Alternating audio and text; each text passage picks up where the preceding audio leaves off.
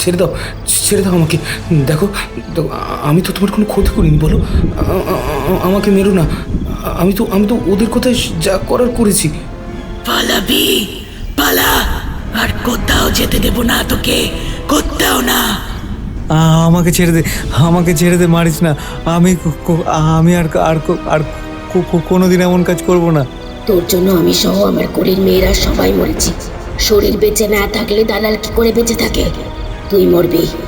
তুই মর, দেখ মরতে কেমন লাগে।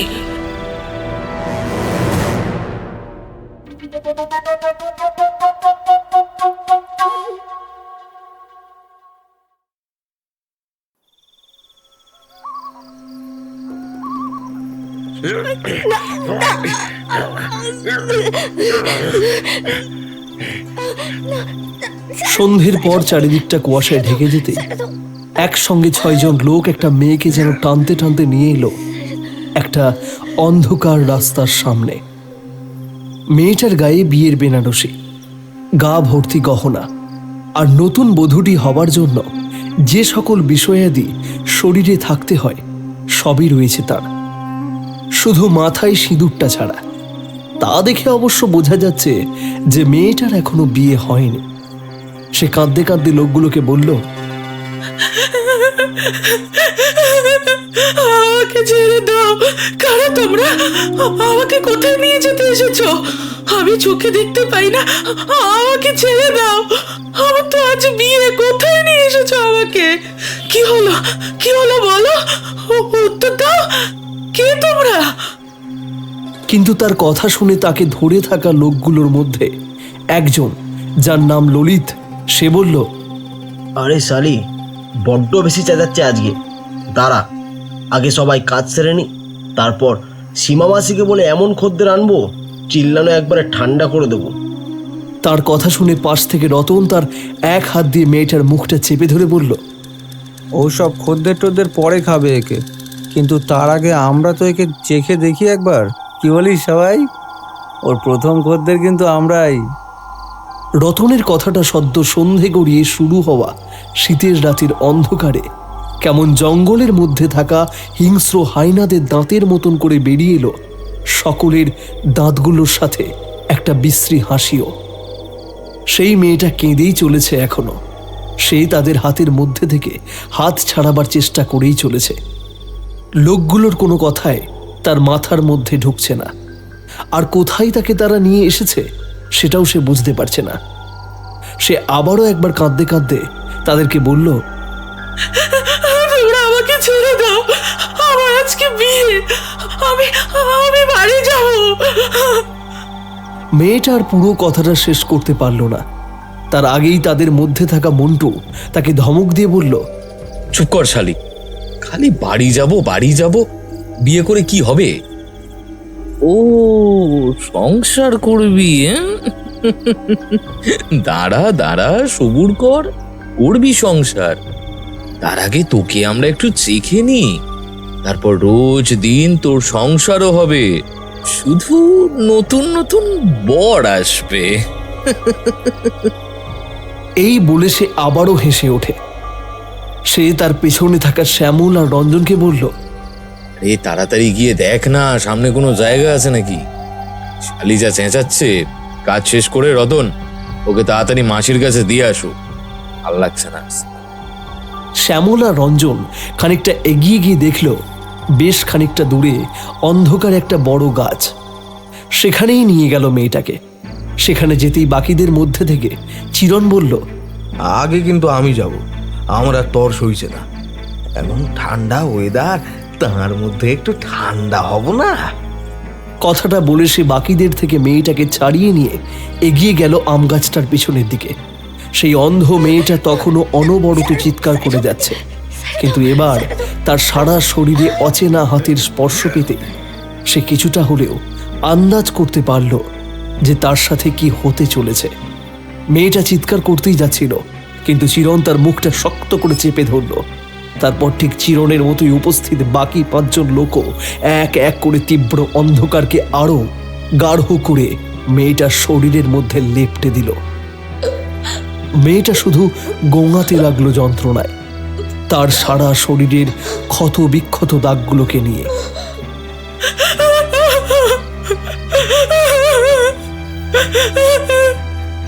ইতিমধ্যেই রাত আরো খানিকটা বেড়ে গেল। কুয়াশাও সাদাটে আস্তরণটা যখন আরো জোরালোভাবে ঘিরে ধরল চারিদিকে, তখন নগ্ন অবস্থায় পড়ে থাকা মেয়েটির পাশে বসে চাহিদা পূরণের ঘুমে ঝিমুতে থাকা সব লোকগুলোর বোতাম ফোনগুলো ধীরে ধীরে বেজে উঠতে লাগলো। তখন সকলের মধ্যে একমাত্র চিরনের ঘুম খানিকটা পাতলা হওয়ায় বোতাম ফোনটা বেজে উঠতেই সে ঢুলু ঢুলু চোখে ফোনটা ধরতেই পাশ থেকে সীমা মাসির গলার আওয়াজ শুনতে পেল। সে ফোনের ওপার থেকে বিচলিত গলায় বলল, কিরে, ফোন ধরছিলি না কেন এতক্ষণ ধরে তোরা? আর মেয়েটা কোথায়? আমাদের কাজ হয়ে গেছে মাসি, সবাই এখন ঘুমোচ্ছে। যা জিনিস না মেয়েটা, কচি মেয়ে একেবারে। কিন্তু চিরনের পুরো কথাটা শেষ হবার আগেই সীমা মাসি তাকে বলল, এই শালা, আমার কথা মন দিয়ে শোন। তোরা তাড়াতাড়ি ওখান থেকে পালা চিরন। তোরা কোন মেয়েকে ধরে এনেছিস জানিস? পাশের গ্রামের অরুণ পঞ্চায়েতের মেয়েকে। তোদের খোঁজার জন্য গোটা ময়ালডাঙ্গা গ্রামে বড়বাবু টহল দেবে। তাই তোরা ওখান থেকে যত তাড়াতাড়ি সম্ভব পালা। তোদের জন্য যদি আমি ফাঁসি তাহলে কিন্তু খুব মুশকিল হবে। সীমা মাসির কথা শেষ হবার আগেই ফোনটা কেটে দিয়ে ঘামতে ঘামতে উঠে দাঁড়ালো চিরন। তারপর বাকিদেরকে সে কয়েকবার ডাকলো, কিন্তু কারো কোনো সাড়া না পেয়ে সে বলল, শালা, এরা সবকটা মরণ ঘুম ঘুমাচ্ছে। এত আর করে ডাকলাম তাও উঠলো না। এত ঘুম না তোদের? আর একটু পর যখন বড়বাবু পেটাতে পেটাতে তোদের থানায় নিয়ে যাবে তখন সবকটা টের পাবি। কিন্তু কিন্তু আমাকে পালাতেই হবে এখান থেকে, যে করেই হোক। এই বলে সে ওই মেয়েটাকেও ডিঙিয়ে যাচ্ছিল। ঠিক এমন সময় তার পায়ের মধ্যে কিছু একটা লাগতেই সেটা তুলে নিয়ে আলো ফেলে চিরন দেখল মেয়েটার গলার একটা হার। টর্চের আলোয় অন্ধকারে মেয়েটার গায়ের আরও গয়নাগুলোকেও সেখানে পড়ে থাকতে দেখল। একবার সে হাত থেকে সেই হারটাকে ফেলে দিয়ে দৌড়ে চলে যেতেই যাচ্ছিল সেখান থেকে, কিন্তু এতগুলো গহনা এইভাবে ফেলে রেখে যেতেও তার মন চাইছে না। তাই ফিরে এসে সে মাটিতে পড়ে থাকা মেয়েটার বাকি সমস্ত গয়নাগুলোকে মাটি থেকে তুলে নিয়ে মেয়েটার মাথার ওড়নার মধ্যে বেঁধে নিয়ে সেখান থেকে দৌড়ে চলে গেল সামনের অন্ধকারের রাস্তা ধরে। বেশ কিছুক্ষণ পর থেকে আবারও সীমা মাসির কয়েকবার ফোন লাগাতার আসতে লাগলো ওদের ফোনে। এবার ফোনের আওয়াজ শুনে আর তার সাথে মেয়েটার মৃদু মৃদু গোঙানির সাথে কান্না মেশানো গলার আওয়াজটা শুনে ঘুমটা ভেঙে গেল ওদের প্রত্যেকেরই। রতন দেখল সীমা মাসির ফোন, কিন্তু সবটা শোনার পর তারাও এক প্রকার স্থির হয়ে আর দাঁড়িয়ে থাকতে পারল না। সীমা মাসি ফোনের ওপার থেকে রতনকে বলল, এই শোন কুত্তাগুলো, তোদের জন্য যদি আমার ব্যবসার ক্ষতি হয়, আর রতন, তুই এতদিন ধরে দালালি করছিস, কোনো হুঁশ থাকে না তোর? মেয়েটাকে আর গলিতে নিয়ে আসতে হবে না, ওখানে মেরে ফেল। একে তুই মেয়ে কানি, যা আছে তা বলতে খালি রূপ। মেরে ফেল, ওখান থেকে সরে যা তাড়াতাড়ি সবকটা। হঠাৎ সীমা মাসির ঘরের বাইরে একটা গাড়ির আওয়াজ শোনা যেতেই তড়ি ঘড়ি করে কেটে দিয়ে ফোনটা থেকে সিমটা বের করে জানলার বাইরে পুকুরটায় ফেলে দিল। রতন ফোন কাটতেই ললিত বলল, এই চিরন কোথায় গেল? ললিতের কথা শুনে মন্টু বলল, আমার মনে হয় হারামজাদাটা পালিয়েছে। মাসি তো আগেও ফোন করেছিল, স্বার্থপর একটা। হঠাৎ তাদের মধ্যে থেকে রঞ্জন একবার বোতাম ফোনের আলো জেলে মেয়েটার চারিদিকে কিছু একটা খুঁজতে খুঁজতে বাকিদের দিকে তাকিয়ে বলল, আরে হ্যাঁ, তাই তো, এই মেয়েটার গয়নাগুলো এখানে নেই, এসে দেখে যা। তার মানে চিরন মেয়েটার গয়নাগুলো নিয়ে আগেই ভেগেছে। রতন রঞ্জনের কথা শুনে আর চুপ করে দাঁড়িয়ে থাকতে পারল না, দাঁত খিঁচিয়ে বলল, শালা এই ঝামেলাটা মিটুক, তারপর ওকে যদি কুচি কুচি করে না কাটি তাহলে আমি দালালি ছেড়ে দেবো। শালা খেয়ে দে, শালা ওই আত্মীয়দের অপমান করে, ছাড়বো না ওকে। সে না হয় দেখা যাবে, কিন্তু আপাতত এই মেয়েটার কি করবি ভেবে দেখেছিস কিছু? মেয়েটাকে মেরে ফেলতে হবে, মাসি তো বললো বড়বাবু খোঁজাখুঁজি শুরু করেছে, তার উপর আবার পঞ্চায়েতের মেয়ে। একে ওখানে এভাবে ফেলে রেখে কিন্তু আমাদেরই বিপদ বাড়বে, তাই মেয়েটাকে একেবারে মেরেই ফেলতে হবে। মন্টু হঠাৎ তাদের সামনে প্রকাণ্ড গাছটার দিকে তাকিয়ে বাকিদের বলল, ভাই মেয়েটাকে ফাঁসি দিয়ে দে গাছটার সাথে, তাড়াতাড়ি মেয়েটাকে গাছের ডালের সাথে ফাঁস লাগিয়ে এখান থেকে ভাগতে হবে। হ্যাঁ, তারপর কিছুদিন গা ঢাকা দিয়ে থাকতে হবে, ব্যাপারটা ধামাচাপা পড়া অবধি। তার কথা শুনে সকলে মেয়েটাকে তুলে নিয়ে এলো। গঙ্গাতে গঙ্গাতে প্রায় মেয়েটা ঘুমিয়েই পড়েছে। এমন সময় তার গলার মধ্যে একটা অস্বস্তি হতেই তার ঘুমটা ভেঙে যেতে সে বুঝল তার গলার মধ্যে লোকগুলো কিছু একটা পেঁচিয়ে দিচ্ছে।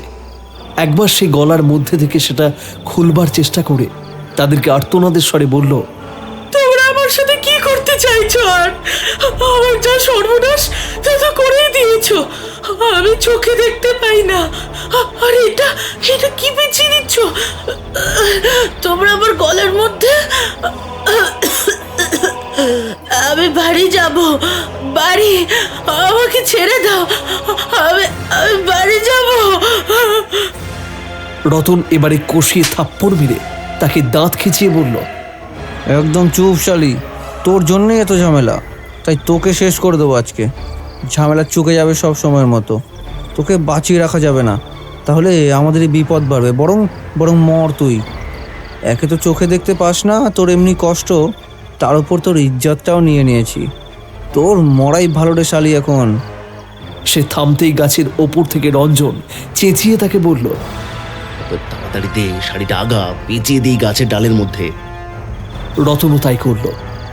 এসব খুন খারাপি কোনো কিছু করার কোনো উদ্দেশ্য তাদের ছিল না। এই অন্ধ মেয়েটাকে চেখে নিয়ে সীমা মাসির গলিতে ঢুকিয়ে দিয়ে চলে আসা ছিল তাদের উদ্দেশ্য। রতন প্রথম মেয়েটাকে একদিন পাশের গ্রামের শীতকালের মেলার অনুষ্ঠানে গান গাইতে দেখতে পায়। তারপর থেকে সে নজর রাখতে শুরু করে ওর ওপরে। মেয়েটা অন্ধ তা জানার পরেও মেয়েটার ওপর থেকে তার নজর সরল না। অবশ্য সরবেই বা কিভাবে? সে দালাল, একবার তার চোখ যেদিকে পড়ে তা কি আর সরে? আর মেয়েটা অন্ধ হলেও যথেষ্ট সুন্দর দেখতে, কিন্তু সে এটা তো জানতো না যে মেয়েটা পঞ্চায়েতের মেয়ে। রতন জানতে পারে কয়েক মাসের মধ্যে মেয়েটার বিয়ে ঠিক হয়েছে, তাই সে মাথা খাটিয়ে এই কদিনের মধ্যে বুদ্ধি বের করে আজ বিয়ের আগে তার 5 জন বন্ধুকে নিয়ে ছুরি দেখিয়ে মেয়েটাকে বিয়ের মণ্ডপ থেকে তুলে নিয়ে এসেছে। বাড়িতে তেমন কোনো সুরক্ষার ব্যবস্থাও ছিল না, তাই এ কাজ করতে তাদের আরও বেশি সুবিধাই হয়েছে। আর তার সাথে অনেকদিন আগে সে সীমা মাসির কাছ থেকে ওই মেয়েটাকে গলিতে আনার জন্য অনেক টাকাও নিয়েছিল। তবুও তাদের জোড়াজুড়িতে মাসি ওদেরকে মেয়েটার সাথে একটা রাত থাকবার জন্য অনুমতি দেয়। আর দেবে নাই বা কেন? রতন একে দালাল, তাকে তো নতুন মেয়ে আনার জন্য হাতে রাখতে হবে। আর তারপর যে এমন একটা ঝামেলায় বাকিরা জড়িয়ে পড়বে তা কি করে আর জানবে? মেয়েটার গলায় জড়ানো তারই বিয়ে সেই বেনারসি শাড়িটাই রঞ্জন মেয়েটাকে উলঙ্গ অবস্থাতেই গাছটার একটা মোটা ডালের সাথে বেঁধে দিয়ে নিচে নেমে আসতেই শোনা গেল মেয়েটা প্রচন্ড জোরে গোঙানির সাথে আর্তনাদ করে বলল, বাঁচাও, বাঁচাও, আমাকে মেরে ফেলছে এরা, বাঁচাও আমাকে, কেউ বাঁচাও, আমি আমি চোখে দেখতে পাই না। উলঙ্গ অবস্থায় সে মেয়েটা গাছের ডালটা থেকে ঝুলতে ঝুলতে ছটফট করছে। শুধু কোনো রকমে হাত দিয়ে 1-2বার চেষ্টা করলো সে বাঁধনটা খোলার, কিন্তু পারল না। তার গলার মধ্যে শাড়ির বেনারসির ফাঁসের দড়িটা ধীরে ধীরে তার শ্বাস প্রশ্বাসকে অসাড় করে দিল মুহূর্তের মধ্যে। দৃষ্টিহীন হবার তীব্র রাগ যেন সেই যন্ত্রণার মধ্যেও তার 2 চোখকে খুলে রেখে নির্গত হয়ে গেল। সাথে এক টানা তার ছটফট করতে থাকা আলতা মাখা পা দুটো থামিয়ে দিল মেয়েটা। রতন তাকে দেখে হাসতে হাসতে বলল, তুই চোখেও দেখতে পারিস না ঠিকই, কিন্তু বলতে তো পারিস। এখন একেবারে নিশ্চিন্ত হলাম, এখন আর কোনো ভয় নেই, তোর মুখ চিরদিনের মতো বন্ধ হয়ে গেছে। রতন থামতেই মন্টু ললিতের দিকে তাকিয়ে বলল, এই ললিত, ইয়ে দেখ তো মেয়েটা মরেছে নাকি, নাকি এখনো ওর শরীরে প্রাণ আছে? ললিত অন্ধকারে এগিয়ে গিয়ে একবার মেয়েটার হাতে নাড়ি ধরে দেখল। সত্যি মেয়েটা যে মারা গেছে। সে এই কথা চেঁচিয়ে বলতেই যাচ্ছিল, এমন সময় প্রচন্ড জোরে একবার চিৎকার করে উঠল সে। ললিতের চিৎকার শুনে সকলে তার দিকে এগিয়ে আসতেই ললিত বলল, আমার আমার আমার হাতের মধ্যে মনে হলো মেয়েটা আঁচড় দিল, বুঝলি? তুই তো এক্ষুনি বললি মেয়েটা মরে গেছে, তাহলে বেকার সময় নষ্ট করাস কেন? এখন ভাগতে হবে এখান থেকে, তাড়াতাড়ি চল। চিরন্ত এতক্ষণে বোধহয় অনেকটা দূরে কোথাও চলে গেছে, কি বলিস? রতনের কথা শুনে সকলে সেখান থেকে পালিয়ে চলে গেল, সামনেই থাকা কুয়াশায় ঘেরা রাস্তা ধরে।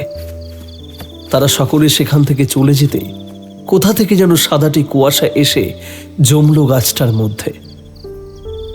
একটা দমকা জোরালো শীতল বাতাস এসে গাছটার মধ্যে এসে লাগতেই গাছের ডালের মধ্যে ঝুলতে থাকা সেই মেয়েটার উলঙ্গ শরীরটাও দুলে উঠতে লাগলো অদ্ভুতভাবে।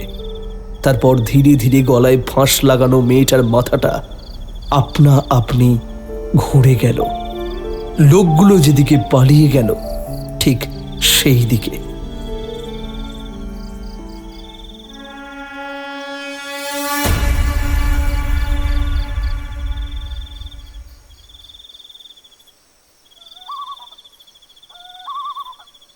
অন্ধকারে হাতে ওড়নায় মোড়া গয়নাগুলো নিয়ে একটা বাড়ির সামনে দাঁড়িয়ে বেশ কয়েকবার দরজায় সজোরে ধাক্কা মেরে কাউকে ডাকতে থাকলো চিরণ। রাত অনেকটাই গভীর হয়েছে। সে আরো কয়েকবার দরজা ধাক্কা মারতে মারতে চেঁচিয়ে বলল, এই ভুবন শেখরা, এই দরজা খোল। এই ঘুমিয়ে পড়েছিস নাকি? ওঠ ওঠ, গয়না এনেছ। সে থামতেই ঘরের দরজাটা আপনা আপনি খুলে গেল। এর আগেও বহুবার এমন চোরাই জিনিস বেচতে চিরণ মতিগঞ্জ গ্রামের এই ভূপেন শেখরার কাছে এসেছে। চোরাই সোনার জিনিস এই বৃদ্ধ কম দামে কেনে তাদের থেকে, তারপর সে সেটাকে বিক্রি করে তার গয়নার দোকানে। মতিগঞ্জ গ্রামে সোনা গয়নার একটা দোকান রয়েছে তার। ভূপেন শেখরার ছেলেপুলে নেই, বাবা-মাও অনেক আগেই মারা গিয়েছে। যাও তার আপনজন বলতে বউ ছিল বলে শুনেছিল চিরণ। গত মাসে সে শুনেছে সেও নাকি জ্বরের অসুখে পড়ে মারা গেছে 1 মাস আগে। ঘরের দরজাটা ঠেলে ভেতরে ঢুকেও ভূপেন শেখরাকে কোথাও দেখতে পেল না চিরণ। সামনের ঘরে হলদে আলো জ্বলতে দেখে সে এগিয়ে যেতেই দেখতে পেল ভূপেন টেবিলের আলোর সামনে ঝুঁকে রয়েছে চেয়ারের মধ্যে বসা অবস্থায়। টেবিলটা থেকে আওয়াজও ভেসে আসছে, কেমন যেন একটা। ঘরের মধ্যে ঢুকতে ঢুকতে চিরণ দেখল টেবিলটা মাঝে মধ্যে নড়েও উঠছে। গয়না বানাবার কাজ করার সময় অবশ্য এমনটা প্রায়শই হয়। কয়েকবার চিরণ তাকে ডাকলো, কিন্তু কোনো সাড়া পেল না। চেয়ারের সামনে গিয়ে বুড়োর কাঁধে একটা ঝাঁকুনি দিতেই ভূপেন শেখরা চেয়ার থেকে আপনা আপনি মাটিতে উল্টে পড়ে গেল। তার সারা শরীরে রক্ত মাখা, আর তার চোখ দুটোকে যেন খুবলে খেয়েছে। আর তার শরীর সহ গোটা টেবিলের মধ্যেও তার রক্ত ছিটিয়ে রয়েছে। চিরণ কিছুই বুঝল না যে ভূপেন শেখরা কিভাবে মারা গেল, আর এত নৃশংসভাবে কেই বা তাকে মারল। এসব প্রশ্ন যেন তার মাথায় জাঁকিয়ে বসল চিরণের। সামনের টেবিলের নিচে থেকে তখনও আওয়াজটা হয়েই আসছিল, কিন্তু আওয়াজটা ঠিক কিসের তা বুঝতে পারছিল না চিরণ। সে টেবিলের নিচে ঝুঁকে তাকাতেই যা দেখল তাতে সে একটা বীভৎস চিৎকার করে সরে দাঁড়ালো। সে দেখল টেবিলের নিচে বসে একটা উলঙ্গ মেয়ে টেবিলের নিচ থেকে কিছু একটা চেটে চেটে খাচ্ছে। তবে সেটা ঠিক কি তা বুঝতে অসুবিধা হলো না চিরণের। টেবিল থেকে গড়িয়ে পড়া ভূপেন শেখরার শরীরের রক্তগুলোকে চেটে চেটে খাচ্ছে সে। প্রথমে চিরণ ভাবল সে ভুল ভাবছে। এই ভেবে সে আবারও খানিকটা দূর থেকে উবু হয়ে ঘরের মেঝেতে শুয়ে ভালোভাবে দেখল টেবিলের নিচটার দিকে। তাকিয়ে আবার দেখল যে না, সত্যি সে কিছুই ভুল দেখছে না। সত্যিই টেবিলের নিচে একটা মেয়ে বসে আছে, আর সে কিছু একটা খাচ্ছে। মেয়েটা ধীরে ধীরে এবার টেবিলের নিচ থেকে উঠে টেবিলে চড়ে চিরনের দিকে তার রক্ত মাখা হাত বাড়িয়ে দিয়ে বলল, আমার গয়নাগুলো ফেরত দে। দে বলছি, একে নরকের কীট, তার সাথে চোর। দে বলছি, আমার গয়নাগুলো সব দে। গলার আওয়াজটা শুনে চিরন যেন দরদর করে ঘামতে লাগলো। এই গলার আওয়াজ তার চেনা। এটা তো সেই মেয়েটার গলার আওয়াজ যার সাথে সে সহ তার বাকি বন্ধুরা মিলে। আর আর ভাবতে পারছে না চিরন, তার আগেই টেবিলের ওপর থেকে লাফিয়ে আসে সেই উলঙ্গ মেয়েটা। সে তার নখ দিয়ে চিরনের মুখের ওপরে সজোরে একটা আঁচড় বসাতে চিরন মাটির মধ্যে ছিটকে গিয়ে পড়ে। সে উঠে দাঁড়াতেই যাচ্ছিল, এমন সময় সেই মেয়েটা তার গলা চেপে ধরে বলে, কি রে, কার থেকে পালাচ্ছিলি? আমার থেকে কোথায় পালাবি? চিনতে পারছিস আমাকে? চিরন তার হাত ছাড়াবার চেষ্টা করে তোতলাতে তোতলাতে তাকে বলে, তুই তুই এখানে কি করে? তুই তো ওখানে ছিলিস। এত তাড়াতাড়ি তুই এখানে এলি কি করে? আর আর ভূপেন শেখরা কিংবা কেন মেরেছিস? তুই তো চোখে দেখতেও পেতিস না তাহলে?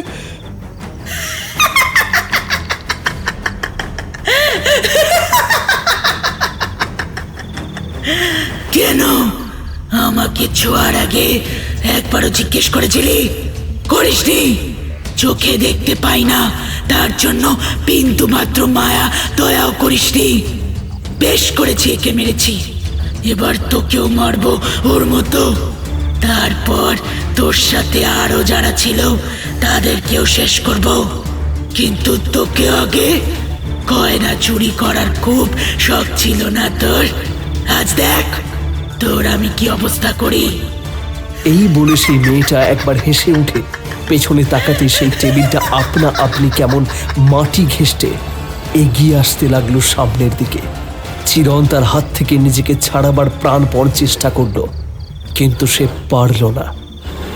সে তাকে ছেড়ে দিয়ে শুইয়ে দিল টেবিলের ওপর।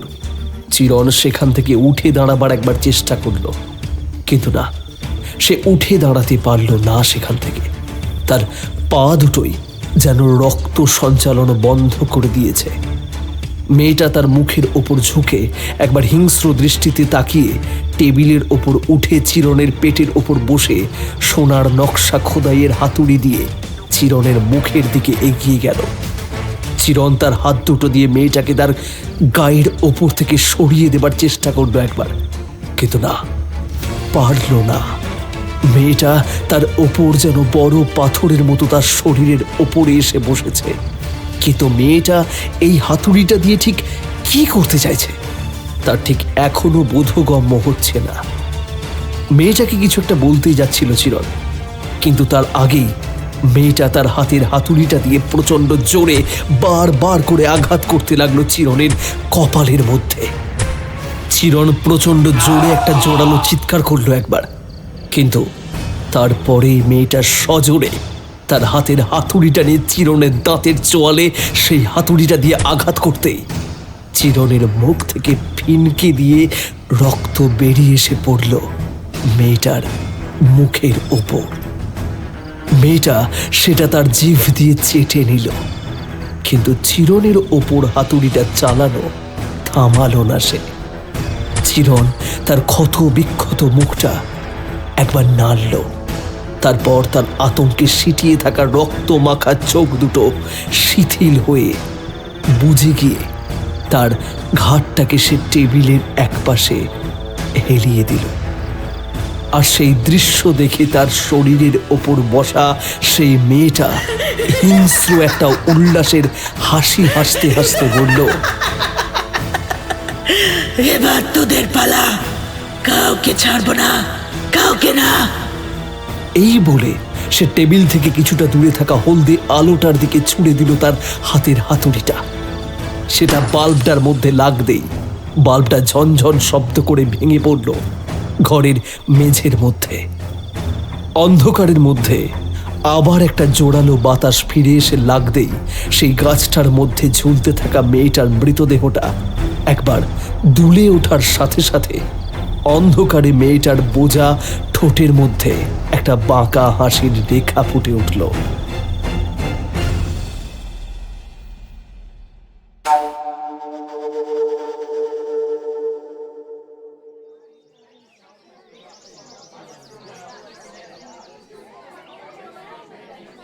পরের দিন সাত সকালে ময়ালডাঙ্গা গ্রামের এক প্রান্তে বেশ হুলুস থুলুস পড়ে গেল একটা উলঙ্গ প্রায় মেয়ের মৃতদেহকে ঘিরে। একটা উলঙ্গ মেয়ের মৃতদেহ, তবে তার চোখ দুটো খোলা আর তার পুরো শরীরে আঁচড়ের দাগ। আজকে সকালে স্থানীয়দের মধ্যে যাতায়াতের সময় প্রথম এই বিষয়টি নজরে আসে। এর মধ্যে বড়বাবুও চলে এসেছেন, সাথে পাশের গ্রাম শিমুলডাঙ্গার প্রধান অরুণ পঞ্চায়েতও এসেছেন। দেহটা যে তার মেয়ে বুলটির তা তিনি নিজেই শনাক্ত করেছেন। বড়বাবু সঞ্জয় এতক্ষণ ধরে তাকে কিছু বলেননি। একজন সদ্য মেয়ে হারানো বাবাকে আর তিনি কী বা বলে সান্ত্বনা দেবেন, কিন্তু এবারে তিনি তাকে বললেন, অরুণবাবু, আপনি এত ভেঙে পড়বেন না, দোষীরা ঠিক শাস্তি পাবে। আমার মনে হয় ওই গলির সীমা মাসির কোনো যোগ আছে এর সঙ্গে। আপনি চিন্তা করবেন না, যারই হাত থাকুক না কেন আমরা তাদেরকে ছেড়ে দেব না। পালিয়ে গা ঢাকা দিয়ে আর কতদিনই বা ওরা থাকবে। অরুণবাবু, আপনি এতটা ভেঙে পড়বেন না, দোষীদের শাস্তি দিতে হবে।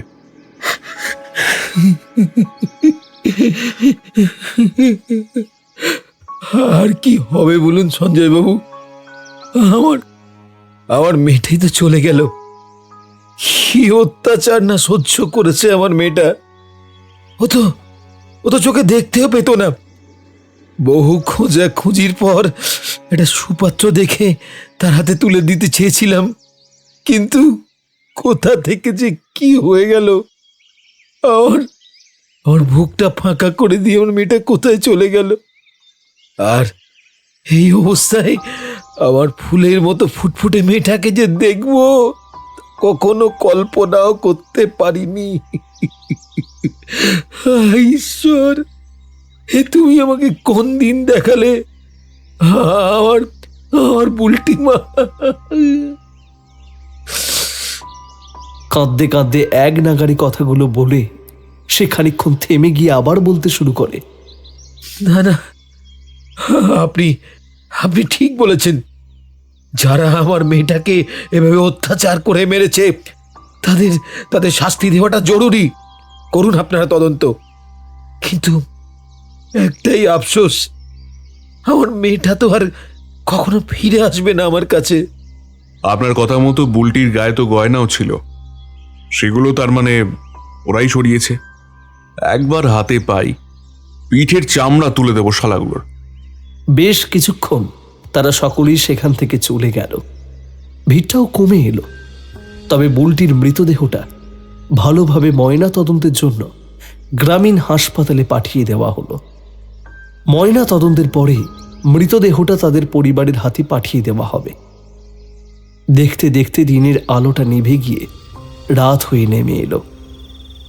ময়ালডাঙ্গা থেকে গতকাল রাতে পালিয়ে এসে ময়ালডাঙ্গার বেশ কয়েকটা গ্রামের পর নিস্তারণপুর গ্রামের জঙ্গল লাগোয়া লোকালয় থেকে দূরের একটা জনমানবহীন পুরনো বাড়িতে গা ঢাকা দিয়ে রয়েছে তারা 5 জন। এই বাড়িটার ঠিকানা তাদেরকে সবার আগে দেয় শ্যামল।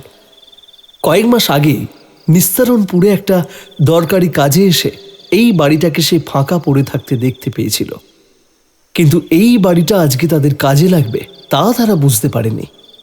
মন্টু অন্ধকার ঘরটা দিয়ে এতক্ষণ ধরে পায়চারি করছিল। এবারে সে থেমে গিয়ে রতনকে বলল, এখানে তো আর থাকা যাচ্ছে না। কবে এই ঘরের মালিক এই ঘর ছেড়ে চলে গেছে কে জানে। দেখেছিস ঘরটার অবস্থা? কাদায় প্যাঁচ প্যাঁচ করছে, সাথে মশার ভনভনানি। অন্য কিছু একটা ব্যবস্থা করতেই হবে। আর রঞ্জনও এখনো বাজার থেকে যে কেন ফিরে আসছে না কে জানে। হঠাৎ ঘরের মধ্যে বাইরে থেকে রঞ্জন হন্তদন্ত হয়ে হাঁপাতে হাঁপাতে ঘরের মধ্যে ঢুকে দরজাটা আটকাতেই রতন তাকে বলল, কি হয়েছে রে রঞ্জন? তুই এভাবে হাঁপাচ্ছিস কেন? বাজারের মধ্যে কি পুলিশ কি খোঁজ করছিল আমাদের? পুলিশ না, আমি চিরনকে দেখেছি রে। আমি তো বাজার থেকে মুড়ি আর কলা নিয়ে ফিরছিলাম। হঠাৎ বাজারটা আমি পার করতে যাব, এমন সময় হঠাৎ মনে হলো কেউ আমার নাম ধরে ডাকলো। আমি পেছনেও ঘুরলাম, কিন্তু কাউকে দেখতে পেলাম না। আবার হাঁটতেই যাচ্ছিলাম, এমন সময় হঠাৎ কে যেন আমার গলায় কষে একটা চড় মারল অন্ধকারে। আমি উঠে দাঁড়াতেই পাশের রাস্তা একটা ট্র্যাকের আলোতে দেখলাম আমার সামনের রাস্তার মধ্যে টান টান হয়ে শুয়ে রয়েছে চিরন। ওর সারা মুখটায় রক্ত আর কাঁটা ছেঁড়া ছিল। আমার দিকে তেড়েই আসছিল। কোনো রকমে আমি পাশ কাটিয়ে উঠে এসেছি। রঞ্জন থামতেই উপস্থিত সকলেই একবার হেসে উঠল তার দিকে তাকিয়ে। তারপর সেই হাসির মধ্যে রতন তাকে বলল, তুই ভুল দেখেছিস। অন্ধকারে কি না কি দেখেছিস। আমার মনে হয় চিরনকে বড়বাবু এতক্ষণে ধরে ফেলেছে। ওর সাথে করে তো মেয়েটার সব গয়নাগুলোও নিয়ে গেছিল। ওকে ঠিক কেউ না কেউ ধরিয়ে দেবে চুরির দায়ে। ও সব ছাড়, কি এনেছিস দে। সকলে মিলে খেয়ে দিয়ে তাড়াতাড়ি শুয়ে পড়ি। এই জায়গাটায় আমাদের থাকতে অসুবিধা হলেও এই জায়গাটাই এখন আমাদের জন্য থাকার একমাত্র নিরাপদ স্থান, বুঝলি? রঞ্জন আরও বেশ কয়েকবার সবাইকে বোঝানোর চেষ্টা করলো যে সে সত্যিই চিরনকে দেখেছে, কিন্তু কেউ বিশ্বাস করল না। ওরা সকলে ঘরের মধ্যে রঞ্জনের আনা মুড়ি আর কলা খেয়ে শুয়ে পড়ল। কিন্তু রঞ্জনের চোখে ঘুম আসলো না। সে চোখ বুজেই ছিল, কিন্তু তবুও তার কানের মধ্যে বারবার যেন বাজছিল চিরনের সেই গলার আওয়াজটা। অস্বস্তিতে ঘামতে ঘামতে একবার কোনো অজানা আতঙ্কে চোখ খুলে আবারও সেটা বন্ধ করতেই যাচ্ছিল সে। ঠিক এমন সময় কি একটা যেন ঘরের ওপরের দিকটা থেকে তার গায়ের ওপর এসে পড়ল। একটা বিশ্রী গা গোলানো গন্ধ ভেসে আসছে তার নাকের মধ্যে এখন। রঞ্জন একবার সেটা সরিয়ে উঠে বসবার চেষ্টা করল, কিন্তু সে পারল না কিছুতেই। হঠাৎ তার কানের মধ্যে সে আবার চিরনের কণ্ঠস্বর শুনতে পেল। তবে সেটা শুধু চিরনের না, তার সাথে মেশানো একটা মেয়েলি কণ্ঠস্বর। সে তার কানে ফিসফিস করে বলল, কি রে, কি ভেবেছিস আমি তোকে ছেড়ে দেবো এত সহজে? আমার শাড়িটা নিয়ে তো গাছের ডালে তুই আমাকে ঝুলিয়েছিলি, ভুলে গেছিস? রঞ্জন ঘামতে ঘামতে অন্ধকারে তার পাশে শুয়ে থাকা শ্যামলকে কয়েকবার ডাকতেই শ্যামলের ঘুমটা ভেঙে গেল। সে বিরক্তির গলায় একবার হাই তুলে রঞ্জনকে বলল, কি কি হয়েছে রে রঞ্জন? আমাকে ডাকলি কেন? কি রে রঞ্জন, কোথায় তুই? সাড়া দিচ্ছিস না কেন? শ্যামল রঞ্জনের আর কোনো সাড়া পেল না। বাকিরা ঘরের মধ্যে বেঘোরে ঘুমোচ্ছে। হঠাৎ একটা মেঘের গুরুগম্ভীর ডাকে সেই ঘরে প্রবেশ করা বিদ্যুতের আলোয় শ্যামল দেখল তার পাশে রঞ্জন শুয়ে নেই। শ্যামল সেটা দেখে উঠে দাঁড়িয়ে বলল, রঞ্জন এত রাতে কোথায় গেল? তাহলে কি পুলিশ টুলিশ আসবার কোনো খবর পেয়ে ও ভেগেছে? বাইরে গিয়ে একবার দেখবো। সে ঘরের বাইরে বের হতেই বাইরের কালচে অন্ধকার থেকে রঞ্জনের বীভৎস একটা চিৎকার শুনতে পেল। রঞ্জন চিৎকার করে বলছে, বাঁচা, বাঁচা আমাকে, তোরা বাঁচা। ও আমাকে নিয়ে যাচ্ছে, ও নিয়ে যাচ্ছে। আমি মরতে চাই না, বাবা বাঁচা, বাঁচা আমাকে। তোরা কি এখনো ঘুমোবি? আবারও একটা আকাশভেদী বাজের আলোয় শ্যামল যা দেখল তাতে তার ঘাড়ের ওপর একটা শীতল হিমের স্রোত বয়ে গেল। শ্যামলের সামনের একটা গাছের ডালের মধ্যে একটা কাপড়ের মতো কিছু একটার সাথে বাঁধা অবস্থায় ঝুলছে রঞ্জন। আর সেই কাপড়টার একটা দিক ধরে ঘুরে দাঁড়িয়ে রয়েছে একটা উলঙ্গ মেয়ে। তবে তার মুখটা বোঝা যাচ্ছে না, কেবল হাওয়ায় এক নাগাড়ে তার চুলগুলো উড়ে চলেছে। শ্যামল একবার চেঁচিয়ে তাকে বলল, এ কি, কে তুমি? ছেড়ে দাও, ছেড়ে দাও রঞ্জনকে। কিন্তু তার কথা শুনে মেয়েটা তার হাতের মধ্যে থাকা কাপড়টার একদিকের প্রান্তটা সজোরে একটা টান মারতেই কাটা মাছের মতো গলায় ফাঁস বাঁধা অবস্থায় ছটফট করতে লাগলো রঞ্জন। শ্যামল একবার দৌড়ে গিয়ে মেয়েটার হাত থেকে কাপড়টা ছিনিয়ে নিতেই যাচ্ছিল, ঠিক এমন সময় মেয়েটা আগুনের ভাটার মতো তার দিকে একবার তাকিয়ে বলল, ওকে বাঁচাবি তো পরে, আগে নিজেকে বাঁচা। মেয়েটার গলার আওয়াজটা শুনে এবার সে ঠিক কে তা স্পষ্ট হলো শ্যামলের কাছে। এটা তো সেই মেয়েটা যাকে তারা সকলে মিলে ধর্ষণ করে মেরে ফেলেছিল, গাছের ডালে ফাঁস লাগিয়ে। কিন্তু মেয়েটা এখানে কিভাবে এলো? তাহলে কি সে বেঁচে ছিল? কিন্তু তা কি করে সম্ভব? তাদের চোখের সামনে তো মেয়েটাকে তারা সকলে মিলে মেরে ফেলেছিল। একবার রঞ্জনের দিকে তাকালো শ্যামল। রঞ্জন আর কোনো রকম চিৎকার করছে না। তাহলে কি ও মরে গেল? শ্যামল দু পা করে ঘরটার দিকে পেছাতে পেছাতে সামনের অন্ধকারটায় চেঁচিয়ে বলল, রঞ্জন, তুই কি মরে গেলি? সাড়া দিচ্ছিস না কেন? রঞ্জনের গলার আওয়াজটা কথাগুলো বলার পরেও আর শুনতে পেল না শ্যামল। সে ঘরের দিকটায় এবার দৌড়ে চলে যেতে যাচ্ছিল, কিন্তু কোথা থেকে যেন তার পথ আটকে দাঁড়ালো কুয়াশার একটা সাদাটে আস্তরণ। সেই ধোঁয়াশায় ঢেকে গেল তার চারিদিকটা। সে কিছুই বুঝতে পারল না।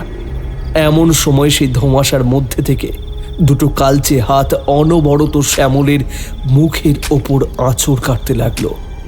শ্যামল চিৎকার করতে চাইল একবার, কিন্তু পারল না। কোনো অদৃশ্য শক্তি যেন তার মুখের ওপর এসে তার মুখটা চেপে ধরেছে। কুয়াশার আস্তরণটা মৌমাছির মতো তার শরীরের ওপর জাঁকিয়ে বসেছে, আর সেই ধোঁয়াশার আস্তরণটা শ্যামলকে কেমন ধীরে ধীরে নিয়ে গেল রঞ্জনের ফাঁস লাগানো গাছটার সামনে। শ্যামল প্রাণপণ চেষ্টা করল সেই ধোঁয়াশা থেকে বেরিয়ে আসার, কিন্তু সে কিছুতেই পারল না। হঠাৎ করে গাছের ডালের মধ্যে পেঁচানো সেই শাড়িটা গাছের ডাল থেকে নেমে এসে তার গলায় এসে পেঁচিয়ে ধরল তাকে ফাঁসের মতো। সেই শাড়িটা আবার ওপরের দিকে আপনা আপনি উঠে যেতে লাগলো শ্যামলকে নিয়ে। আর ঠিক তখন শ্যামল শুনতে পেল তার মাথার ওপর থেকে সেই মেয়েটার একটা খল খল হাসির শব্দ। শ্যামল তার মাথার ওপরে তাকিয়ে দেখল তার মাথার ওপরের গাছের ডালটার মধ্যে বসে আছে সেই মেয়েটা। শ্যামল একবার তাকে তোতলাতে তোতলাতে কোনো রকমে তার হাত দুটো জড়ো করে তাকে বলল, ছেড়ে দাও, ছেড়ে দাও আমাকে। দেখো, আমি তো তোমার কোনো ক্ষতি করিনি, বলো, আমাকে মেরো না। আমি তো ওদের কথায় যা করার করেছি। শ্যামলের কথা শুনে সেই মেয়েটা আগুনের ভাটার মতো চোখে তার দিকে তাকিয়ে বলল, আমাকে দয়া করেছিলি তোরা? করিসনি? আমি তো চোখে দেখতেও পেতাম না। তাহলে অন্যের কথায় আমার সাথে নোংরামি যখন করেছিস, তখন এই নোংরা শরীর রেখে আর তোর লাভ কি? তুই বরং মর। এবার গাছের ডালটায় এগিয়ে গিয়ে শাড়িটা টানতে টানতে ওপরের দিকে নিয়ে আসলো সেই মেয়েটা। তারপর সেই কাপড়ের খানিকটা অংশকে গাছের ডালের সাথে বেঁধে দিতেই শ্যামল তীব্রভাবে গুমিয়ে চিৎকার করে উঠে আসতে লাগলো প্রায় ডালের অপর প্রান্তে থাকা রঞ্জনের মুখোমুখি জায়গায়। শ্যামল আবার হাত দিয়ে তার গলার ফাঁসটা খোলার চেষ্টা করল, কিন্তু পারল না। শ্যামল যন্ত্রণায় ছটফট করতে লাগলো, আর ধীরে ধীরে সেও রঞ্জনের মতো নিস্তেজ হয়ে তার শরীরের অঙ্গ সঞ্চালন থামিয়ে দিল। আর সেই দৃশ্য দেখে তাদের মৃত শরীরের দিকে ঘৃণায় সংমিশ্রিত একদলা থুথু ফেলল সেই মেয়েটা। তারপর সে গাছের ডাল থেকে সোজাসুজি থাকা অন্ধকারে ঢাকা ঘরটার দিকে কুটিল একটা দৃষ্টিতে তাকিয়ে বলল, এবার তোদের পালা। মরবি, মরবি, সব কটা মরবি। মরলেই তো বুঝতে পারবি মরতে ঠিক কতটা কষ্ট হয়। তোরা মরবি।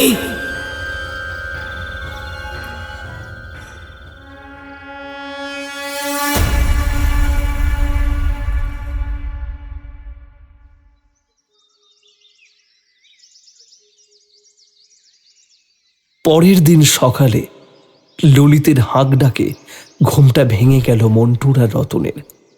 ঘুম ভাঙা চোখে ঘর থেকে বাইরে বেরিয়ে আসতেই তারা ললিতকে দেখতে পেল। সে কাঁদতে কাঁদতে ঘর থেকে দৌড়ে আসতে আসতে তাদেরকে চেঁচিয়ে বলল, ভাই ভাই, ওদের মেরে দিয়েছে, আমরাও মরবো, এবারও কাউকে ছাড়বে না, আমাদেরকেও শেষ করে দেবে। মন্টু আর রতন পরস্পরের দিকে মুখ চাওয়াচাই করে তাকে কিছু একটা বলতেই যাচ্ছিল, কিন্তু তার আগে ললিত তাদেরকে সামনের দিকে আঙুলের ইশারায় তাকাতে বলতে ললিত আর রতন স্পষ্ট দেখল খানিকটা দূরের একটা প্রকাণ্ড বড় গাছের মধ্যে ঝুলছে শ্যামল আর রঞ্জন। মন্টু আর রতন চেঁচিয়ে উঠে সম্মিলিতভাবে বলল, ওদেরকে কে মারলো এভাবে গলায় ফাঁস লাগিয়ে? আর এসব হলোই বা কখন? আমরা তো ঘরের মধ্যে ঘুমাচ্ছিলাম। তোরা তোরা তোরা এখনো বুঝছিস না ওদেরকে কে মেরেছে? তাকিয়ে দেখ ভালো করে, তাকিয়ে দেখ ভালো করে, ওদের গলার ফাঁসের কাপড়টা চেনা চেনা লাগছে না? বিশ্বাস না হলে সামনে গিয়ে দেখ ওটা ঠিক কার কাপড়। ললিতের কথা শুনে সেদিকে এগিয়ে যেতেই ওরা দুজন দেখল শ্যামল আর রঞ্জনের গলায় ফাঁসের যে কাপড়টা পেঁচিয়ে রয়েছে সেটা পরশু রাতে সেই অন্ধকার মেয়েটার গায়ের বেনারসি শাড়িটা। রতন এবার বলল, এই এই শাড়িটা এখানে এলো কি করে? আর এটা দিয়ে তো ওই মেয়েটা... ভাই মন্টু, আমার কিছু স্বাভাবিক লাগছে না, কিছু একটা গড়বড় আছে। ওদেরকেই বা এভাবে এখানে মারলো কে? হঠাৎ তাদের পেছনের দিকটা থেকে ললিতের একটা প্রচন্ড জোরে আর্তনাদের চিৎকার শুনে পেছনে তাকাতেই দেখল ললিত মাটির মধ্যে অদ্ভুতভাবে বসে আছে, আরো সারা শরীর আপনা আপনি ক্ষত বিক্ষত হয়ে উঠছে, রক্তস্নাত হয়ে উঠছে তার গা, তার কান, মুখ, সবকিছু থেকেই রক্ত জলের মতো কলকল করে বেরিয়ে আসছে। ললিত একবার কাতর স্বরে তাদের দিকে তাকিয়ে বলল, তোরা এখান থেকে চলে যা ভাই, আমি তোদের বলছি ওই অন্ধ মেয়েটা কাউকে ছাড়বে না, ও সবাইকে এক এক করে শেষ করে দেবে। রতন আর মন্টু দুজনে মিলে ললিতের দিকে ছুটে যাচ্ছিল। ঠিক এমন সময় তাদের চোখের সামনে কোথা থেকে যেন একটা মেয়ের কালচে প্রকাণ্ড হাত ললিতের গলাটা ছিঁড়ে তার গলার ভেতর থেকে মাংস তুলে নিয়ে আসতে ললিত ধপ করে মাটির মধ্যে বসে থাকা অবস্থায় মাটির মধ্যে চোখ খোলা রেখে শুয়ে পড়ল। মাটির মধ্যে ললিত কয়েকবার সে তার চোখের পাতা ফেলল, কিন্তু তারপরে মুখ খোলা রেখে আতঙ্কিত চোখে একভাবে তাকিয়ে ধীরে ধীরে অসাড় হয়ে গেল ললিতের শরীরটা। মন্টু একবার চিৎকার করে ললিতের দিকে যেতে চাইল, কিন্তু তার আগেই রতন তার হাত ধরে টানতে টানতে সেখান থেকে তাকে সরিয়ে নিয়ে বলল, চল মন্টু, আমাদের পালাতে হবে, না হলে ও আমাদের দুজনকেও মেরে ফেলবে। প্রথমে চিরণ, তারপর রঞ্জন আর শ্যামল, আর এখন ললিত। চল মন্টু, আমাদের যে করেই হোক পালাতে হবে এখান থেকে। নিস্তারণপুরের লোকালয় এলাকায় এসে গ্রামের স্টেশনে আসতে আসতে ওদের দুজনের প্রায় সন্ধে হয়ে গেল। একে শীতকালের দিন, তারপর বিকেলের পর থেকেই দিনের আলোটা ঘোলাটে হয়ে আসে। এখানে স্টেশনটা খুব একটা বড় নয়, স্টেশনের টিকিট কাউন্টারও বন্ধ হয়ে গেছে ইতিমধ্যে। 2 থেকে 3টে যাত্রী বসার জন্য কাঠ দিয়ে চেয়ারের মতন জায়গা রয়েছে স্টেশনটায়। সেটা দেখতে পেয়ে অন্ধকারে সেখানেই বসে পড়ল তারা দুজন। গ্রামের কয়েকজনকে তারা স্টেশন কোন দিকে সে রাস্তা বলে দিচ্ছিল, কিন্তু আদৌ শহরে যাবার মতো কোনো ট্রেন এখান থেকে ছাড়ে তা কিন্তু তারা কেউই জানে না। রতন আর মন্টু কিছুক্ষণের মধ্যে ঘুমিয়েও পড়ল, কিন্তু তাদের অলক্ষ্যে তাদের মাথার ওপরে থাকা জং ধরা ফ্যানটা কেমন যেন কোনো হাওয়া বাতাস ছাড়াই নড়ে উঠল। দেখতে দেখতে রাত প্রায় গভীর হয়ে এলো, আর তার মধ্যেই অন্ধকারে গাছটার মধ্যে ঝুলতে থাকা মৃত রঞ্জন আর শ্যামলের গলায় পেঁচিয়ে থাকা ফাঁসের সেই লাল বেনারসি শাড়ির ফাঁসটা আপনা আপনি খুলতে তাদের দুজনের মৃতদেহ দুটো মাটির মধ্যে পড়ে গেল। আর সেই শাড়িটা গাছের ডালটা থেকে একটা দমকা বাতাসের সাথে কোথায় যেন উড়ে চলে যেতে লাগলো ধীরে ধীরে।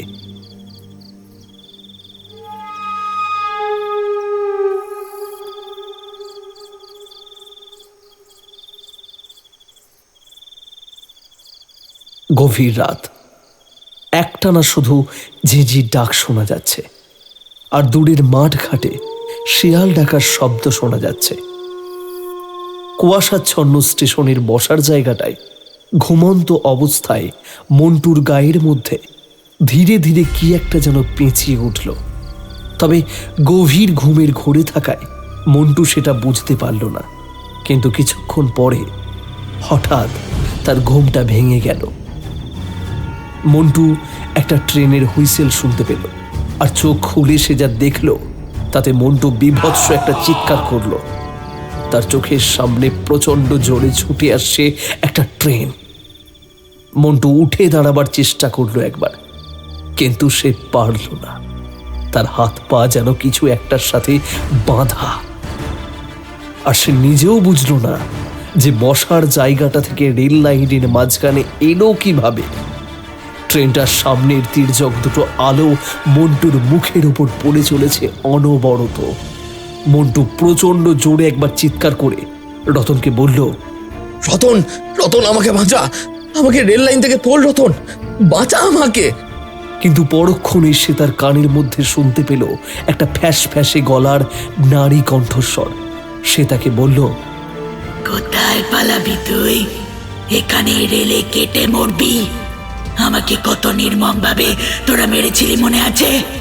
তোর কত হিসেব তো বাকি পড়ে আছে। শেষ করে দেব তোকে, আজ শেষ করে দেব। আর তারপর ওকে, এত শরীরের লোভ তোদের, মর এবার। ওই দেখ।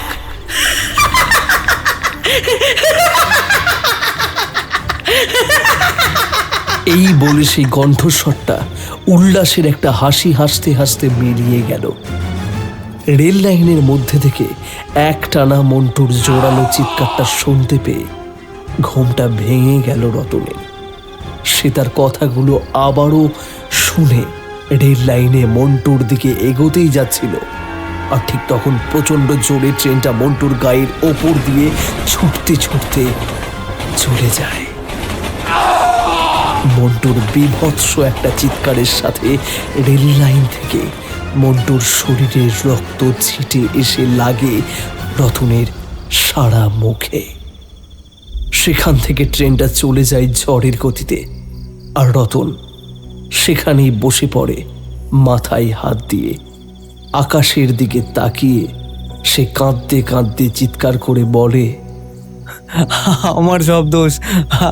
আজ আমার জন্য তোদের সবাইকে এক এক করে মরতে হচ্ছে রে। আমি যে পাপ করেছি, আমাকেও মেরে ফেল। শুনতে পাচ্ছিস তুই? আমাকে একা কেন বাঁচিয়ে রাখলি তুই? মেরে ফেল। হঠাৎ রতনের চারপাশটায় কেমন একটা হাওয়া যেন বন বন করে বারবার ঘুরে যেতে লাগলো। আর ধীরে ধীরে সেই হাওয়াটার ভেতর থেকে একটা মেয়ের কণ্ঠস্বর তাকে বলল, এবার তুই মরবি, তবে আজ না। অপেক্ষা করতে থাক তোর মৃত্যুর জন্য। যেভাবে তোরা 6 জন মিলে সেদিন গাছের ডালে বেঁধে আমার মরার জন্য অপেক্ষা করেছিলি দাঁড়িয়ে দাঁড়িয়ে, ঠিক তেমন এবার তুই ওরকম মৃত্যুর জন্য অপেক্ষা কর। পারলে যা, পালা, বাঁচার চেষ্টা কর, কিন্তু কোথায় পালাবি? কথাটা মিলিয়ে গেল ধীরে ধীরে। আবার ভোরের আলোও ফুটতে শুরু করলো। আর কিছুক্ষণ পর থেকে স্টেশনে যখন লোক জমতে শুরু করলো, তখন বেশ হুলুস থুলুস একটা কাণ্ড বাঁধল। সেই ট্রেনে কাটা ছিন্ন বিচ্ছিন্ন একটা মৃতদেহ নিয়ে রতন এখনো কেঁদেই চলেছে অনবরত। আশপাশের ভিড় করে থাকা লোকজনদের মধ্যে কেউ কিছুই বুঝল না। হঠাৎ কি যেন একটা হলো। রতন রেল লাইনের ধার ধরে সে এক ছুটে ট্রেনের মধ্যে উঠে পড়ল। রেল লাইনে ভিড় করা লোকজনদের মধ্যে কাউকে সে বলতে শুনেছে এই ট্রেনটা নাকি শহরে যাবে। নিস্তারণপুরের গ্রামের থানার বড়বাবুকে এই ঘটনার খবর দিতে ছুটেছে উপস্থিত স্টেশনের ভিড় করে দাঁড়িয়ে থাকা কয়েকজন।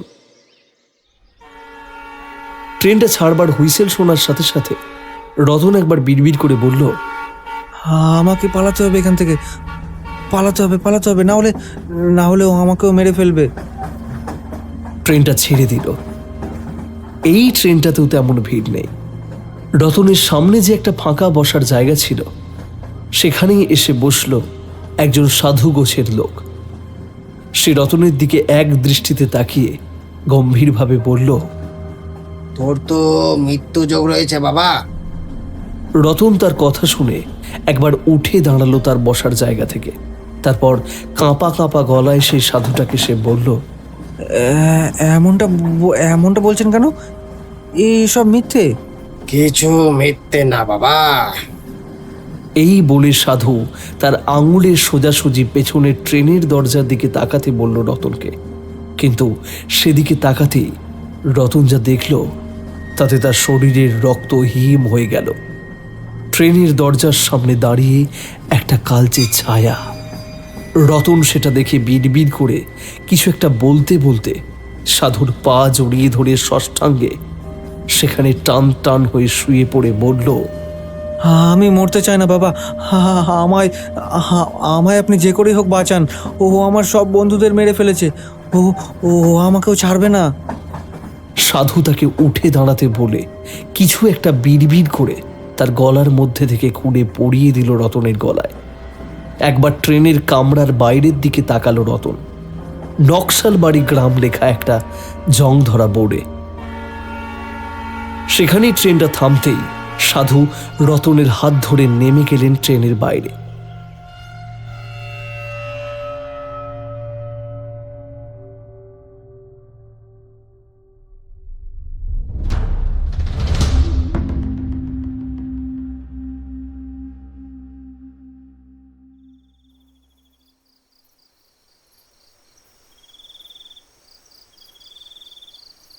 এক বছর পর দৌড়াতে দৌড়াতে অন্ধকারের রাস্তাটার মধ্যে দিয়ে গলিটার সামনে একটা দোকানের সামনে জ্বলতে থাকা হলদে আলোর সামনে এসে হাঁপাতে হাঁপাতে দাঁড়ালো রতন।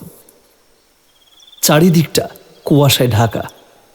তার মধ্যেই দোকানের ভেতর থেকে বৃদ্ধ চাওয়ালা ভুরু কুচকে দোকানের বাইরে মুখ বের করে বাইরে ঠিক কে দাঁড়িয়ে আছে তা বোঝবার চেষ্টা করতেই তাকে সেই দোকানে চিনতে পেরে বলল, রতন, তুই এখানে এতদিন পর? এতদিন কোথায় ছিলিস তুই? আর তোর জামাতে রক্ত লেগে আছে কেন রে? রতন কোনো উত্তর দিল না। কুয়াশার মধ্যে দিয়ে সে সোজা গলির একটা ঘরের দিকে এগিয়ে গেল। তারপর ঘরটার ভেজানো দরজাটা খুলে সে চিৎকার করে বলল, কোন মেয়ে আছিস? কাছে আয়। হঠাৎ অন্ধকারে একটা অস্পষ্ট মেয়ে মূর্তি মুচকি হেসে তার বাহু ডোরে জড়িয়ে ধরল রতনকে। তারপর অন্ধকারে রতনের কানের কাছে গিয়ে ফিস ফিস করে বলল, হাতের মধ্যে এইসব কি সূচের মতো পড়ে আছো? খুলে ফেলো, বড্ড লাগছে আমার। রতন কামনার নেশায় তাকে একবার সরিয়ে তার হাতের মধ্যে বাঁধা সেই সিঁদুর তার কাঁটার মাদুলিটা তার হাত থেকে খুলে ছুঁড়ে ফেলে দিতেই তার সামনের অন্ধকারে অস্পষ্ট নারীটা তাকে পুনরায় জড়িয়ে ধরে তার ধারালো দাঁত দিয়ে কামড়ে ধরল রতনের গলার খানিকটা অংশ। রতন একবার প্রচণ্ড জোরে চিৎকার করে কোনো রকমে মেয়েটাকে ধাক্কা মেরে সরিয়ে দিয়ে বলল, কে তুমি? ঘরের ভেতরের আলোটা জ্বলে উঠল হঠাৎ করে, আর তার মধ্যে রতন যা দেখল তা দেখে তার গলা শুকিয়ে গেল।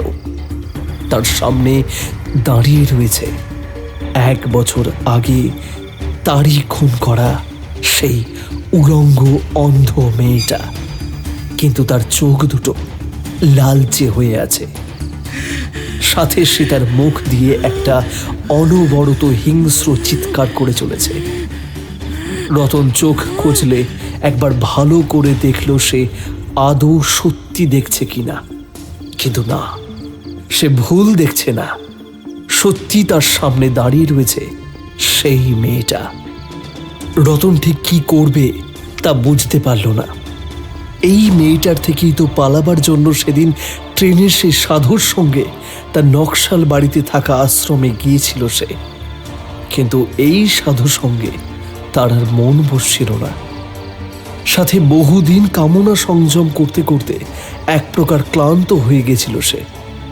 তার মন পড়ে থাকতো এই গড়ির নিষিদ্ধ পল্লীতেই। তাছাড়া সাধুর আশ্রমের নিরামিষ আর ফলমূল খেয়ে থাকতে থাকতে তার প্রায় সেই সাধুর সঙ্গে রোজ কথা কাটাকাটি হতো।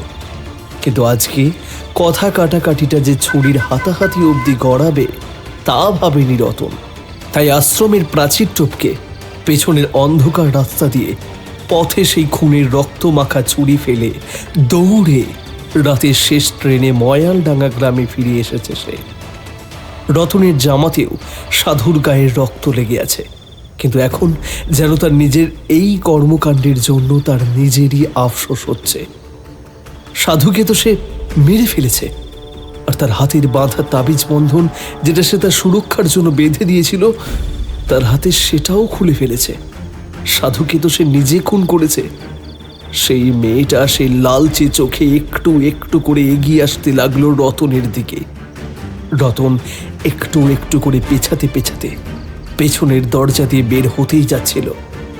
এমন সময় অন্ধকারে কতগুলো কালচে ছায়া তার হাত পা দুটোকে চাপটে ধরল। সেই ছায়াগুলো রতনের দিকে তাকিয়ে হিংস্র একটা চিৎকার করতে করতে সম্মিলিতভাবে বলল, আমরা কেউ বাঁচিনি ওর হাত থেকে। তাহলে তুই কেন বাঁচবি রতন? পালিয়ে গিয়ে কি ভেবেছিলি বেঁচে যাবি? মৃত্যুর হাত থেকে কোথায় পালাবি তুই? তুই নিজে যেমন পাপ করেছিস তেমন আমাদেরকে দিয়েও পাপ করিয়েছিলিস। এটাকে নিজের স্বার্থে আমরা ব্যবহার করেছি শুধু। এইসব তোর জন্য রতন। আজকে তুই মরবি। যেভাবে তোর জন্য বিনা দোষে আমাদেরকে মরতে হয়েছে ঠিক সেইভাবেই মরবি। সম্মিলিত সেই গলার আওয়াজগুলো চিনতে অসুবিধা হলো না রতনের। এই গলা তার সেই 5 বন্ধু চিরণ, রঞ্জন, শ্যামল, ললিত ও মন্টুর। হঠাৎ রতন সামনে তাকিয়ে দেখল সেই উলঙ্গ মেয়েটা তার প্রায় মুখোমুখি এসে দাঁড়িয়েছে। সে তাকে বলল, পালাবি, পালা, আর কোথাও যেতে দেব না তোকে, কোথাও না। রতন কয়েকবার নড়বার চেষ্টা করল, কিন্তু পারল না। রতন এবার কাঁদো কাঁদো স্বরে তাকে বলল, আমাকে ছেড়ে দে, আমাকে ছেড়ে দে, মারিস না। আমি আর কোনোদিন এমন কাজ করব না। কিন্তু মেয়েটা তার কথা শুনে একটা বাঁকা হাসি হেসে ঘরের বাইরে দরজার দিকে তাকিয়ে চেঁচিয়ে বলল, মাসি, ও সীমা মাসি, ওটা নিয়ে এসো। সীমা মাসির নামটা শুনে দরজার বাইরে তাকাতেই রতন দেখল ঘরের বাইরে থেকে সীমা মাসি একটা বড় বোতলের মধ্যে কিছু একটা নিয়ে ঘরের মধ্যে ঢুকে তার সামনে এসে দাঁড়ালো। রতন তাকে দেখে বলল, সীমা মাসি, সীমা মাসি, আমাকে বাঁচাও, ও আমাকে মেরে ফেলবে। ওদের মতো আমি মরতে চাই না মাসি, আমাকে বাঁচাও। রতন থামতে না থামতেই হঠাৎ সীমা মাসি রতনের গালের মধ্যে একটা চড় বসিয়ে ফ্যাসফ্যাসে গলায় বলল, শালা, তোকে কেন ছাড়বো? তোর জন্য আমি সহ আমার কোলের মেয়েরা সবাই মরেছি। এই বুলটি নামের মেয়েটা 1 বছর তোর কোনো ক্ষতি করতে পারেনি। আমার গোটা গলিকে জ্বালিয়ে দিয়েছে, পুড়িয়ে মেরেছে আমাদের। তোর একটা ভুলের জন্য আমাদের সবার প্রাণ গেছে রতন। এবার তুই বল, শরীর বেঁচে না থাকলে দালাল কি করে বেঁচে থাকে? তুই মরবি। কথাটা বলে ঠোঁটে একটা বাঁকা হাসি ফুটে উঠল সীমা মাসি। রতন তাকে চেঁচিয়ে বলল, তার মানে তুমিও ওদের মতোই? ওদের মতো কি, তুইও এবার আমাদের মতোই হবি। সীমা মাসি কথাটা বলে তার হাতের মধ্যে থাকা বোতলটা খুলে একটা তরল মতো কিছু গায়ে ঢালতে লাগলো রতনের। সেই তরলটা যে কি তার বুঝতে অসুবিধা হলো না রতনের। কেরোসিন। রতন একবার জোরালো চিৎকার করে শরীরের সমস্ত শক্তি দিয়ে সেখান থেকে বের হবার চেষ্টা করল, কিন্তু কোনো লাভ হলো না। তুই মর, দেখ মরতে কেমন লাগে। কতবার আমি সেদিন কাকুতি মিনতি করেছি, কিন্তু তোরা আমাকে কেউ বাঁচতে দিলি না। আমার শরীরটাকে শুষে খেয়ে আমায় মেরে ফেললি। আমি চোখে দেখতে পাই না, তাও তোরা কেউ আমাকে ছাড়িসনি। 1 বছর ধরে তোকে মারবার জন্য আমিও প্রতিশোধের আগুনে জ্বলেছি। সেই সাদর দেওয়া সুরক্ষা কবচ তোর সাথে ছিল, তাই জন্য আমি তোর কিচ্ছু করতে পারিনি। কিন্তু আজ পারবো, আজ আমি তোকে শেষ করব, তাও নিজের হাতে। আজকে তোকে কেউ বাঁচাতে পারবে না। আগুনে পুড়ে একবারে ছাই হয়ে মাটির সাথে মিশে যাবি তুই। এই বলে রতনের দিকে দেশলাই কাঠিটা ছুঁড়ে দিল বুলটি। রতনের শরীরের মধ্যে সেই আগুন জ্বালা দেশলাই কাঠিটা লাগতেই সে দাউ দাউ করে জ্বলে উঠল। তার বাঁচবার জন্য আর্তনাদের চিৎকার জোরালোতর হয়ে কিছুক্ষণের মধ্যে ধীরে ধীরে থেমে যেতেই ঘরের ভেতর থেকে কতগুলো কালচে ছায়া ধোঁয়ার মতো মিলিয়ে গেল। তবে বুলটি রতনের পুড়ে ছাই হয়ে যাওয়া শরীরটার থেকে বেরিয়ে যাওয়া সেই ধোঁয়ার থেকে এক দৃষ্টিতেই শুধু তাকিয়ে থাকলো সেখানে। তারপর একটা জোরালো চিৎকার করে কাঁদতে কাঁদতে বুলটিও একটা ধোঁয়ার মতো মিলিয়ে গেল সেখানে।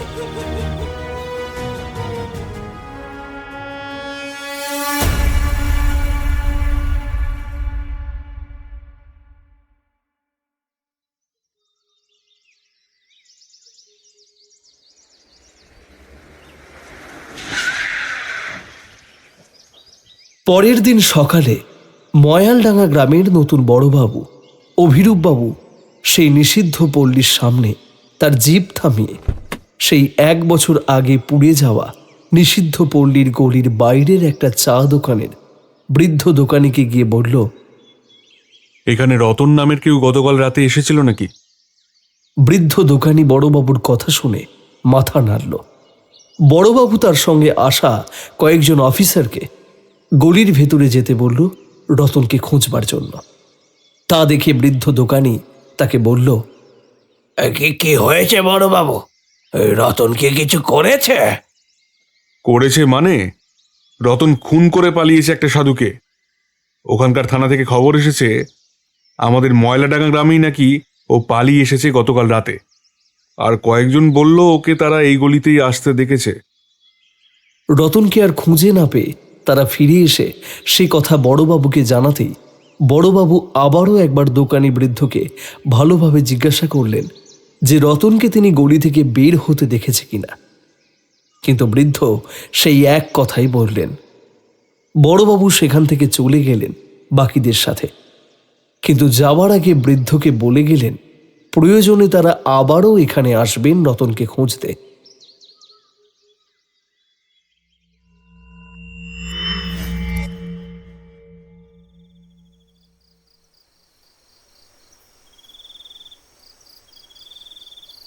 প্রায় 2 মাস পর চারিদিকের কুয়াশা ভেদ করে 3টে যুবক টলতে টলতে হেঁটে যেতে যেতে হঠাৎ সামনের দিকের অন্ধকার রাস্তাটা দিয়ে যেতে যেতে তারা সকলে একসঙ্গে থেমে গিয়ে একবার তাকালো পাশের দিকের সেই ময়ালডাঙ্গার পুড়ে ছাই হয়ে যাওয়া নিষিদ্ধ পল্লীটার দিকে। 1 বছর আগে কিভাবে যেন এই নিষিদ্ধ পল্লীতে আগুন লেগেছিল। গলির কেউ নাকি সেই আগুনের গ্রাস থেকে আর বেঁচে ফেরেনি। অবশ্য এখন উপস্থিত 3 জনেরই প্রায়শই আনাগোনা হতো এখানে। তারপর কি যে হলো, এই গলির রতন দালাল নতুন ভালো কেউ এলেই তাদেরকে খবর দিত, কিন্তু সেও কোথায় চলে গেল। তারা গলির দিক থেকে মুখ ফিরিয়ে চলেই যাচ্ছিল। এমন সময় হঠাৎ গলির সামনের অন্ধকার থেকে একটা পুরুষ কণ্ঠস্বর শুনতে পেল তারা। গলার আওয়াজটা চেনা লাগলো তার। ভালোভাবে আবারও কণ্ঠস্বরটা শুনে তারা বুঝল সেটা রতনের কণ্ঠস্বর। সে তাদেরকে বলল, এসো কাকা, নতুন মেয়ে আছে, চলে এসো, আমার সঙ্গে চলো। দামাদামি পরে না হয় হবে, এখন এসো। তোমরা তো জানোই তোমাদের জন্য আমি সবসময় খাঁটি জিনিসই রাখি। রতনের কথা শুনে লোকগুলোর মাথায় যেন কামনার ঝড় শুরু হলো। তারা রতনের কথা মতো গলির সোজাসুজি একটা ঘরের ভেতরে ঢুকতেই কিছুক্ষণ পর ঘরের ভেতর থেকে বীভৎস একটা সম্মিলিত চিৎকার শোনা গেল। ঘরের ভেতরে দাউ দাউ করে আগুন জ্বলছে, আর সেই আগুনের মধ্যে থেকে একটা পোড়া ছায় গলির বাইরে বেরিয়ে এসে হাসতে হাসতে বলল, শরীরের মৃত্যু আছে ঠিক গো সীমা মাসি, কিন্তু দালালের যে মৃত্যু নেই। দালালরা যে শয়তান, তাদের আবার মৃত্যু হয় নাকি? এই রতন দালালের তাই কোনো মৃত্যু নেই। হাসতে হাসতে সেই পোড়া ছায়াটা ধীরে ধীরে সেই অগ্নিদগ্ধ ঘরের ভেতরে আবার ঢুকে গেল।